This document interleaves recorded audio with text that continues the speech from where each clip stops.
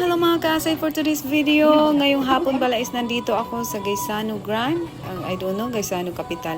Basta nandito ako sa Gaisano. Samahan nyo nga ako. Bibili ako ngayon ng anti-radiation eyeglasses. Dahil nga tayo ay ambisyosa, diba? O feeling-feelingan lang ang inyong peg. Ang first one naman dyan is feeling guwapa. O diba? O sige nga, hala. Tingnan natin kung bagay sa'yo. Tingnan mo nga. O, diba? Mas malaki pa yung eyeglasses sa kanyang mukha, o, di ba? Feeling lang, te.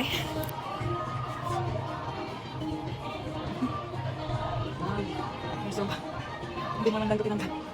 Ano ba? Hindi mo tinangga. Ang dali natin. Yan.